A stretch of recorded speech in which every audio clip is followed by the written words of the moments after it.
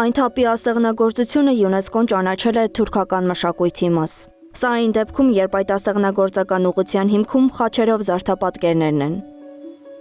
Նկարիչ այն թափի ասեղնագործությունը աշխատության հեղինակ Հրազդան Թոքմաջյանը նշում է, որ ցավոք մենք վաղուց օրակարգ չունենք, եւ այս հարցը փաստացի տանուլ ենք տվել։ Մենք չեմ կարծում, որ կարող ենք ընդդեմ հայտ ներկայացնել, որովհետև դու ինչ ես ասելու ես, թե ոչ ձեր մոտ այդ ասեղնագործությունը չեն աշխատում, ինքը կբերի 50 ձեռագործ աշխատողների, որոնք հիմա այն թափում աշխատում են, վստահ եմ, այդպես էլ արել են։ Ազգագրագետ Տաթև Մուրադյանը տարիներ առաջ աշխատել է ՅՈՒՆԵՍԿՕ-ի Հայաստանյան գրասենյակի աշխատանքային խմբում։ Ծանոթ է հայտերի գրանցման ձևին, կարգին, ամբողջ գործընթացին։ Հարց ունի. Արդյոք Հայաստանը որպես պետություն, որպես այս ժառանգության կրող, սեփականատեր, ներկայացրել է հակընդդեմ հայտ, կիսելով եւ կամ մերժելով, որ դա թուրքական մշակույթ չի, որ հայերն են, մասնավորապես Կիլիկյան Հայաստանի այն թափ քաղաքի հայերն են այս արհեստի տերերը։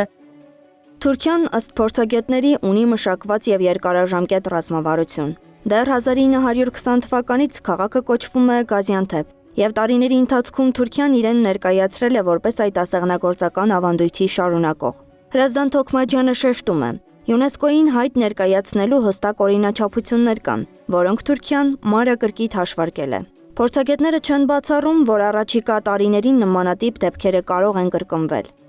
Հայերը բացառիկ մագարտագի են բարձրացրել այդ ասեղնագործությունը։ Հիմա դրան դեր կանգնել, դա ներկայացնել, ոչ միայն հագադրվելու իմաստով, նաև ցույց տալու այն առանձնահատկությունները, որոնք որ հայկական գործերի մեջ է։ Դա լուրջ աշխատանք է, գիտեք, իսկ ուղղակի ըմբոստանալ, որ թուրքերը յուրացնեն, բա ինչ են անելու։ Այն թափ քաղաքը յուրացնելուց հետո այն թափի ձեռագործներ կյուրացնեն, բա ինչ կանեն։ Տաթև Մուրադյանը պատմական անդրադարձ է կատարում։ Ներկայացնում է անժխտելի փաստեր եւ ընդգծում. Հայաստանը կարող էր արձագանքել, բոյկոտել թեկուզ ցույց տալով, որ սա բուն հայկական մշակույթ է։ Այն թափի ասեղնագործությունը, որը հիմնականում արվել է սպիտակ գործվածքի վրա, մետաքսի վրա կամ շղարշ եւ ապա մետաքսաթելերով կտրտովի ասեղնագործության տեխնիկայով պատրաստվել են այս մեծ հսկայական ձեռագործերը, դրանք հիմնականում ծառայել են որպես օժիտի մաս, իսկ օժիտ ունեցել են հայերը։ Իսլամական արվեստի ամբողջ թանգարանը ողողված է հայկական մշակույթով, այն մշակույթով, որը թողել ենք ցեղասպանությունից հետո եւ չենք պահպանում։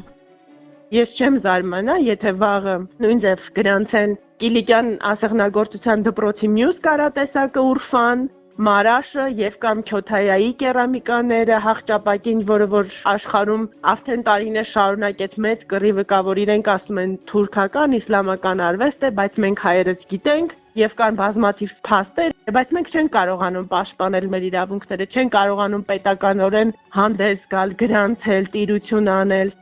Այն թափի հայրենակցական միությունը արդեն իսկ քայլեր է ձեռնարկում, բողոքելու եւ ցույց տալու, որ այս մշակութային ժառանգությունը իրենց նախնիներինն է։ Իսկ այն թափի ասեղնագործությունը գրքի հեղինակ Հրազդան Թոքմաջյանը փորձում է լավատես լինել, հուսալով, որ այս փաստը գոնե ազդակ կդառնա, որպեսզի պետությունը զգոնանա եւ սկսի գործել ոչ թե իրադարձություններից հետո, այլ դրանցից առաջ։ Անահիտ Սարգսյան, Նոնա Գևորգյան, ABC Media։